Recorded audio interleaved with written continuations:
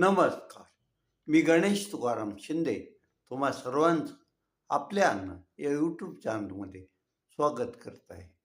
काल राज्याच्या धुरंधर महिला नेत्या बॅरिस्टर शर्लिनताई वसंतदादा पाटील यांचं वृद्धापकाळानं निधन झालं.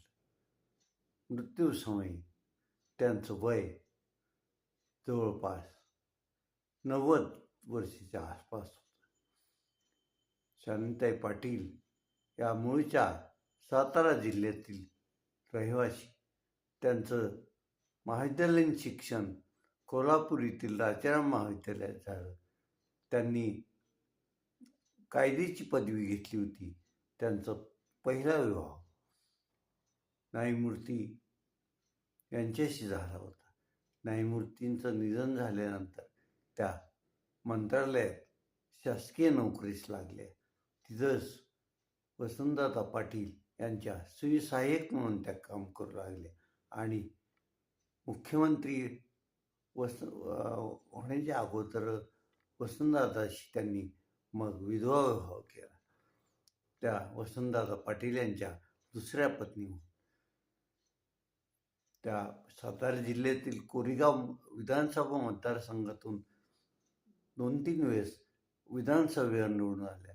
लोकसभेत पण त्यांनी प्रतिनिधित्व केलं होतं. अंतोले यांच्या मंत्रिमंडळाच्या काळात त्या राज्याच्या महसूल मंत्री होत्या.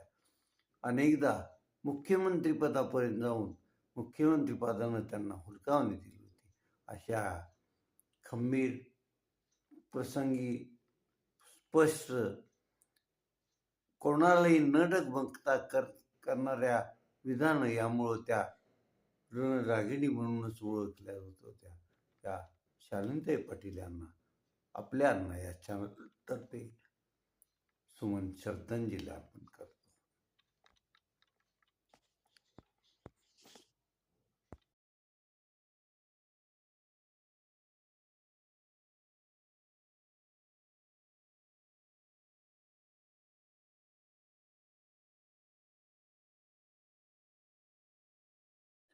राज्यातील 246 नगर परिषदांच्या नगरसेवक आणि नगराध्यक्षपद निवडणुकीचा आज मतमोजणीचा कार्यक्रम पार पडत आहे. सकाळी 10 वाजल्यापासून 238 ठिकाणी मतमोजणीला प्रारंभ होईल आणि शक्यता दुपारी 2 पर्यंत सर्व नगर परिषदांचे निकाल सर्वांच्या समोर येतील. मग त्यावेळेस जे काल एक्झिट पोलने अंदाज व्यक्त केले आहेत त्याप्रमाणे अंदाज खरे ठरतात की त्या अंदाजाला मतदार राज्य हुलकावणी देतो हे आपणाला दुपारी 2 नंतरच कळणार आहे. आजच्या या निवडणुकीत शिवसेना उद्धव बाळासाहेब ठाकरे पक्ष, राष्ट्रवादी शरदचंद्र पवार पक्ष, राष्ट्रवादी अजित पवार पक्ष, शिवसेना एकनाथ शिंदे, भाजप, काँग्रेस आहे आदी पक्षांनी कुठं स्वतंत्र तर कुठं युती आणि आघाडी करून निवडणुका लढवल्या आहेत. त्यामुळं या निकालाकडे सर्वांचं लक्ष लागलं आहे. धाराशिव जिल्ह्यातील 8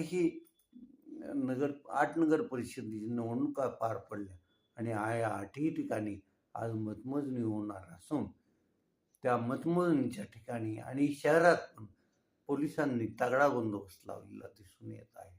कुठेही अनुचित प्रकार घडू नये यासाठी खबरदारी घेण्यात येत आहे.